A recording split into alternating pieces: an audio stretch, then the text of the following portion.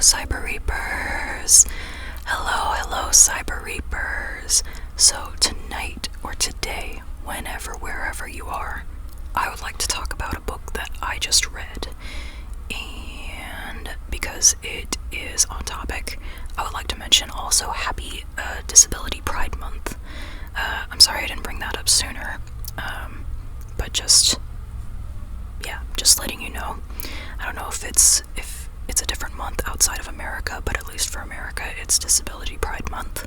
So, obviously read disabled voices all year, but if you're looking for specific recommendations, I've got a book for you that might help you to find a bunch of new disabled voices you might want to read, because the book that I just read is an anthology, and it includes science fiction stories, post-apocalyptic stories, fantasy stories, and also like creature-based ones. So I think there's a lot to choose from of if you have different interests in the speculative genre. I think you'll find a lot of voices from this book that you might be interested in reading more of. So just letting you know, that's kind of to preface this book. And by the way, this book, let's see. Okay. Yeah, just making sure I get the tagline right. This book is called Soul Jar, 31 Fantastical Tales by Disabled Authors, and it's edited by Annie Carl. So there's 31 different authors in here. So just a super cool read. I quite enjoyed it. So like I was saying, the book is divided into kind of 4 parts, and it's organized by those 4 parts in terms of genre. So the first part is kind of a post-apocalyptic kind of a set of stories, and then there's the high fantasy or fantasy sort of stories, and then there's science fiction, and then there's the creature kind of based ones. And I quite like the organization because I kind of every story I knew my mindset had to kind of switch for each one. But at least with the organization of the genre, I was able to kind of go, okay, I sort of know where tone-wise we're going into this. So I appreciated that quite a bit. And I mean, usually my preference is for post-apocalyptic and science fiction, but I quite enjoyed the fantasy and creature sections as well. So I think there were gems all over the place that I particularly liked. And I think the first story, the very first one, really set the tone for the whole book, and was an excellent choice for the first one. I won't go into huge detail on what each story is, because I think it really is an experience to just read through it. But I might say each story provides nuance that I feel like I've been missing from a lot of speculative fiction stories, because for whatever reason or another, a lot of the reasons I think are internalized ableism, but for whatever reason or another, a lot of speculative stories just kind of ignore disabled lives, with this sort of undertone or undercurrent of people being well, the future won't have disabilities because it'll all be cured by then, which that's a take, certainly, but I think there will always be some form of disability. And besides, I think there are some of them that really don't need to be cured, if you're experiencing pain all the time, yeah, of course you don't want to experience pain all the time, but when it comes to things like neurodiversity, right, that's just a different way of thinking. You don't necessarily need a quote-unquote cure for that. So stuff there's a lot of different ways you can tackle that point as being not really a good point. The point being, the future won't have disability, because I just don't think that's accurate, for one thing, and that's disrespectful to the current day context of you are writing a book for an experience that is modern, current day. There are disabled people in the modern day, so saying that there's no future for them is just rude, you know? So anyway, that's one thing. And then of course in fantasy, you get the whole, well, magic could cure disability. And again, coming back to the point of cure being kind of a weird word for it, and they're not necessarily needing a cure for certain disabilities, and it just being like a different way of living. And yes, life is harder to some extent because of certain aspects of disability, but there's also a lot of aspects that would just be easier if people were more understanding, if society was just more socially acceptable, or if people just understood disability as normal. It's literally like the only minority group that you can just like join at any point in time in your life. You could suddenly become disabled at any point in your life, young or old. Like it could be anybody, you know, it could be you. And I feel like a lot of people don't want to think about that. Like, they don't want to think about, oh, that couldn't be me, or like, and that's just weird. And I didn't actually realize until later when I grew up that was the case, that some people really just are out of touch with just disabled people, I guess. They just don't know anybody. And I don't know, I grew up around disabled people, so I just kind of, it just was sort of normal for me, you know. And me personally, I'm not sure, I'm kind of still discovering how I feel about, like, do I call myself disabled? Because I definitely have dissociative identity disorder. It definitely requires accommodations. It's a different, it's weird. So usually when somebody asks, like, are you disabled, then I'll usually, like, follow it with, like, well, I have dissociative identity disorder, because I hear there's some discourse on whether that's technically a disability or what. So right now I'm still trying to figure that out. But I definitely, my grandmother, who I loved and adored quite a bit, still do, but she's passed away. Yeah, she passed away when I was fairly young, but I knew her very well. And so, yeah, growing up, I was just used to her having one leg. She had an amputated leg. And she actually, I didn't even realize it till a few years later, but it was fairly new to her around the time when I was born. Because it was a few months apart. She had to amputate her leg, and then I was born. But, like, to me, she'd always just had one leg. She always used mobility aids, you know. I loved riding around on the scooter with her, like her electric wheelchair scooter thing. We just ride around the neighborhood. And just, yeah, I don't know. It just always seemed normal. And stuff like accommodations related to more like neurodivergency related stuff was just always normal to me, because it seems my family is very much neurodivergent, and I didn't really realize until recent years of going, oh wow, most people don't get overwhelmed at, like, crowded places or with, like, piercing loud beeping noises in grocery stores, and just, I don't know, things like that. It's just always been normal to be like, oh, you're not feeling okay right now, okay, let's do something to, like, change that, let's accommodate that, let's,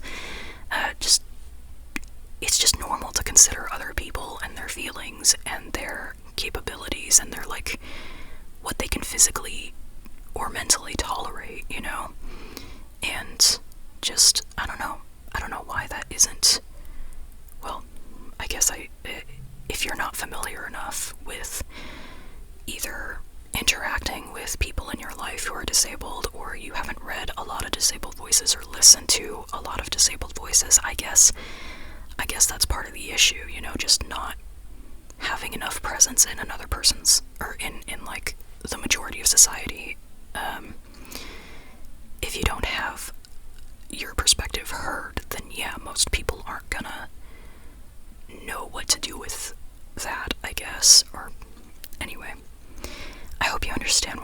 saying, because I'm trying to essentially say I think this book is super important for introducing people to the idea of, like, hey, disability is just a thing.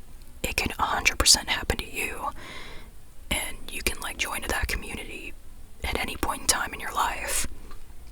And there's definitely,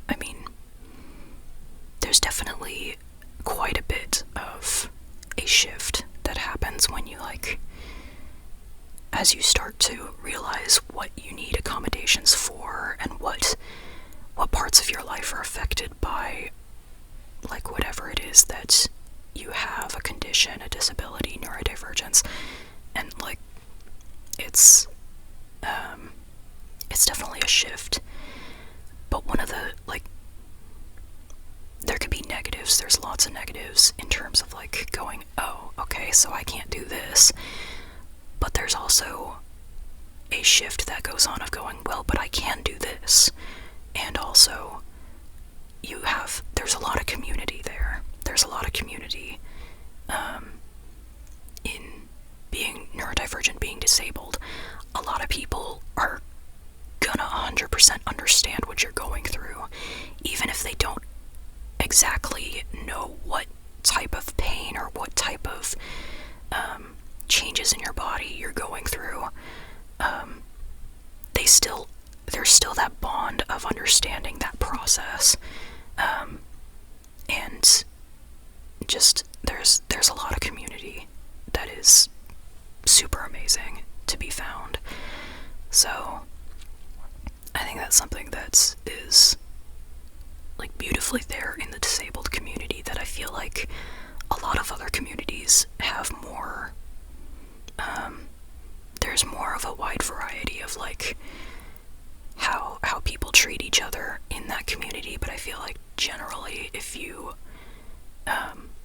a disabled person meeting another disabled person, it's generally there's a sort of mutual understanding that is like, oh yeah, 100%, you can do this, you can't do this, got it, I'll help you through this, or oh, you can help me through this, that's awesome, thank you so much. Just like, it's just there's just a certain bond there that's really, I don't know, somehow immediate and really special.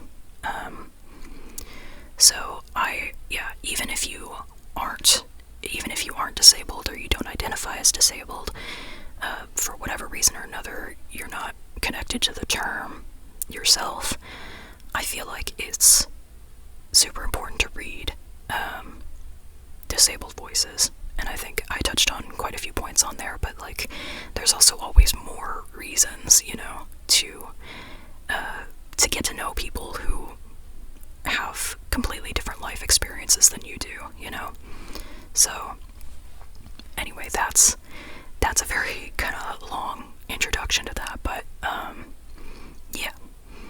Now I'm wondering about how much I should tell you about the book itself, because I did explain there are, like, 4 different sections, and, like, there's 31 different stories, and I really enjoyed pretty much almost, like, I think I'd really super enjoy almost all of them, and I enjoyed all of them, so, like, yeah, they were all good in my mind, and I don't know, they were all different too. You could tell each story had a very distinct voice, and they each tackled something sort of different about disability, because sometimes it was, like, including disabled main characters and how they tackled the speculative situation they're in. Like, say, a deaf person who is in an apocalypse, and no longer has access to the batteries that power their what is it called? Hearing aid. Yeah. So they can no longer hear anything while everybody around them, like, they can see that people are screaming and buildings are burning and stuff, but they just can't hear it. And so, yeah, like, that kind of a situation where the main character is, their disability is very much affecting how they perceive everything around them. and it's in the forefront, versus like there are some stories where it's not as like apparent if the main character is disabled, but definitely the society is affected by disability, or maybe there's maybe like if it's set in the future, then it brings in disability in a new light. I'm trying to figure out how to better put that, because I'm thinking of a few specific stories, but I'm trying not to like go too deep into talking about them, because I feel like it's something you should explore yourself. But the I don't know, like coming up with new disabilities for one thing, and how the entire society is affected by it. Like, okay, I think I can say this example, like, there's one story where pretty much the entire world becomes disabled because, or whoever is left, they are disabled as a result of what happened in the world, like this sickness, this pandemic, right? And so the pretty much anybody who is left experiences the same sort of symptoms of this same exact like disability. So everybody understands what's going on with each other in that sense.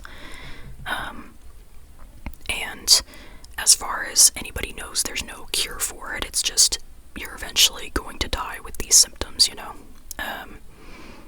Or, you know, you live until you die, you know. So it's stuff like that of like what happens whenever society is just like everybody is on the same sort of level of needing specific accommodations, and like there are very few survivors left, but they, you know, it's like what does that world kind of look like?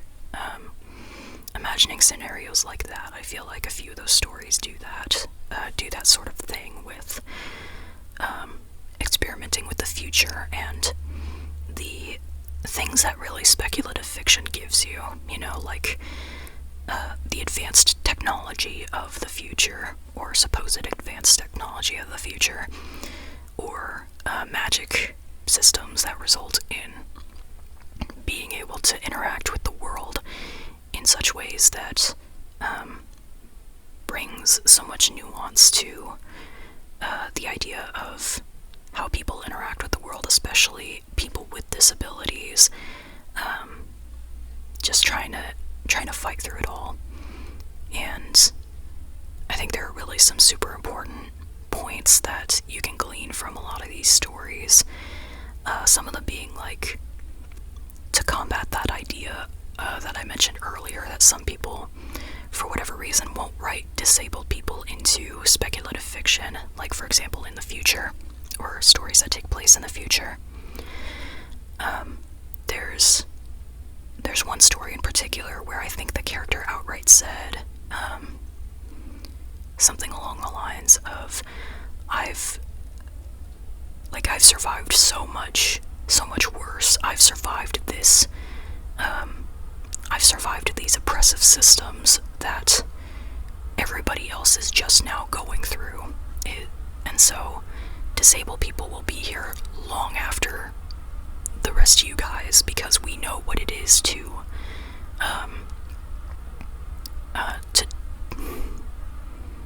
we know what it is to survive, you know, especially in a world that wants you dead, or in a world that just won't help you.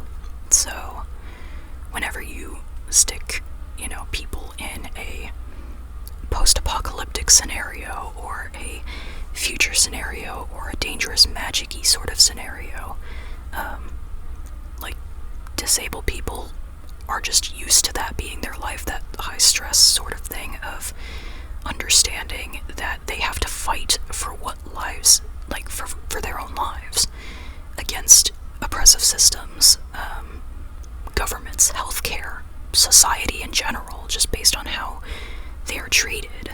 And so it's it's very powerful reading these stories and going, yeah, that makes sense. Yeah. And I think I mentioned earlier, these stories bring in so much nuance, and I'm barely scratching the surface on what I can remember off the top of my head, because there's just there's so much. And yeah, it was a really good experience reading it, especially because I think each story was sized at a good length. I mean, I think it ranged from like stories that would take maybe 4 minutes or 5 minutes to read to stories that were like 20 minutes. And like I could tell from my iPad is pretty accurate on gauging how long it takes for me to read a chapter.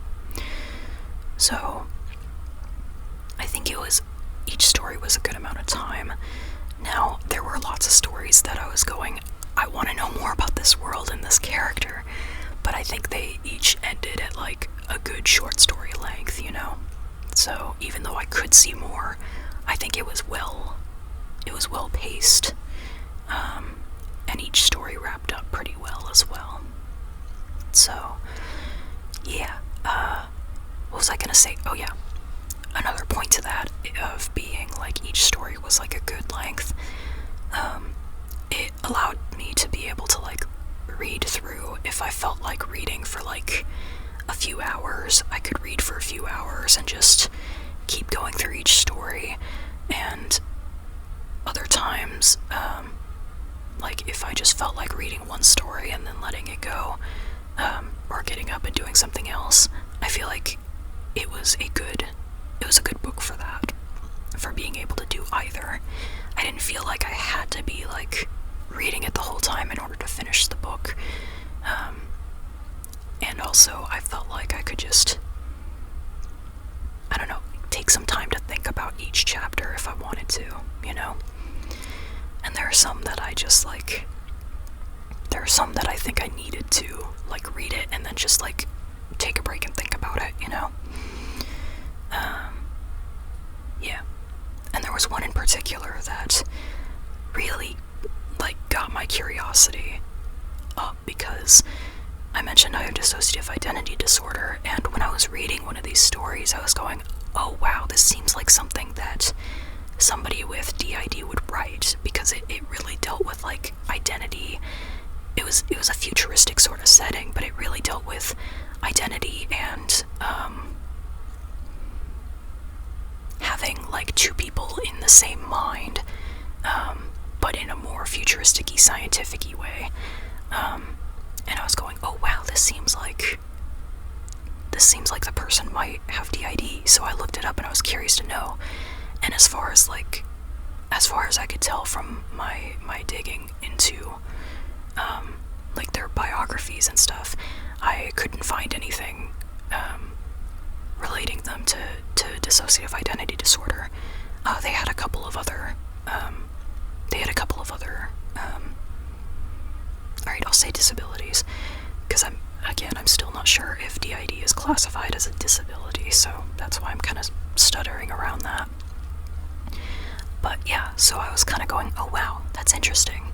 I'd be really interested in hearing about the author's perspective on that if I were to bring that up as like, hey, I really identified with this story based on my perspective as someone with DID. Did you happen to know about DID or think about any of that while you were writing? Because yeah, I'd be interested in knowing. So yeah, anyway, that's my tangent on how I specifically like related to a particular story. But again, I'm trying to keep it ambiguous, because I don't want to like give away a lot, because they are short stories, so it's really about the experience more than me telling you about the plot or premise. Now, let me go ahead and look at my notes just to make sure that I'm not missing anything. Pretty much I didn't miss much, out of my notes at least. So, that's pretty cool. I remembered my notes mostly, so that's awesome. or at least I remembered the points that I mentioned in my notes, so there's that. I think there was one more thing, though, like, specifically I just wanted to say that, I feel like reading this kind of healed me a little bit. There's just something about reading stories by disabled authors, and specifically I'm looking for science fiction, thriller, and a little bit of fantasy as well, to just, like, I don't know, there's something about reading disabled voices that really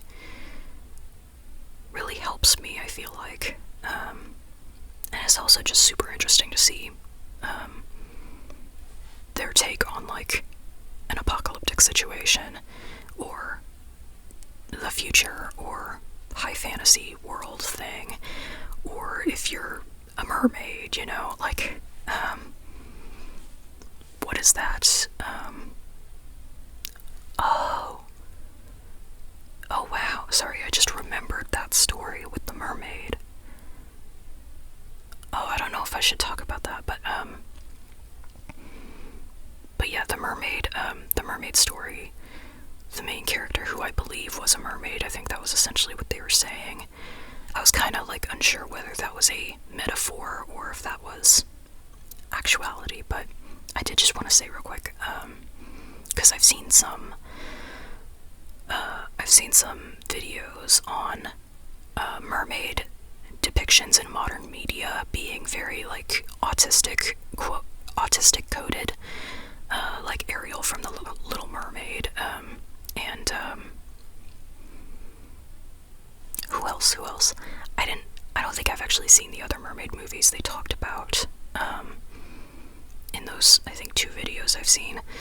But yeah, apparently mermaids are very autistic coded, in modern media, and I just thought it was interesting because I forgot about that connection whenever I was reading this particular mermaid story where the mermaid was diagnosed as autistic. Interesting. I wonder if that was... Well, anyway, it brought something a little different to most modern mermaid media things, because usually autism isn't really mentioned in those movies, but in this particular story, autism was brought up, and so, interesting. I don't know, I feel like there's more to think about there, but I just haven't thought through it yet, so I'm not gonna, like, spit out my first thoughts on it, just because they're not fully baked yet. It's like, they're just dough right now, uncooked dough, so that won't be very tasty, so want to wait until it gets through the oven and all that. And I don't know why I'm saying such a weird metaphor, but yeah, that's what you get. I'm sorry. Yeah, you get my weird metaphors and me talking on and on about books. So, yeah. And I hope this one piques your interest, because I had not heard of this one until I specifically I think I was looking up, like, science fiction books by disabled authors, and it seems like there's a lot of, or at least the lists that I found initially had a lot of, like, stories that had disabled main characters, but the authors didn't, like, I couldn't find anything of them, like, on their bios or anything saying that they identified as disabled, which, I mean, I think it's awesome to write disabled characters, especially those who are, like, outside your own experience, if you do your research and if you, like, you know, actually put thought and care into the character. But I do, like, really actually want to find disabled people writing, you know, or disabled authors specifically. So, like, it's awesome that there are character representation of disabilities and disabled people, but just, I'm also hoping for the actual authors too, and I feel like I haven't found as many lists of those where the authors are writing in science fiction spaces or thriller, you know, really the speculative end, you know. I found, like, a few romance, which is fun, but I don't generally read romance as much, so I'm while I did do a little bit of that for for the sake of well, okay, the author is disabled, so I want to support disabled voices. So, and I mean, the book was fun and cute. I loved that book. What was it called? Love Letters for Joy by Melissa C. So yeah, I will go into other genres that I don't tend to read specifically to support the author, but I am hoping to find more in the science fiction and thriller space, because that's where I tend to read. Well, that's also just where I tend to write, so that's why I actively seek those books. But yeah, I don't know, it's just hard to find lists online, so I kind of have to comb through social media, and just, I don't know, it's hard to find people for some reason when you're specifically looking for disabled authors who write a specific genre, If you cast a wide net, then yeah, you'll find disabled authors, but looking specifically for science fiction and thriller books, I don't know, I feel like that's already just a little bit harder to find, so, but I don't know, maybe I'll have better luck as I learn specifically what keywords I need to use to refine my searches or something, or maybe social media will help guide me into that space, I don't know, so, we'll see, I'm still trying, I'm trying to find new marginalized voices to read, because, yeah, just, I feel like those books just tend to be super amazing and just go under the radar, and I want to bring them to light, just yeah, however I can, and that's usually social media posts, and also, this, presenting it to you, my wonderful, wonderful listeners, so, alright, I think I've talked long enough, right? So, I'm gonna go ahead and let you go on to, do whatever thing you want to do next, whether it's relaxing or fun or worthwhile, and hopefully all three, that'd be amazing. So, alright, thank you so much for listening. You are a wonderful listener,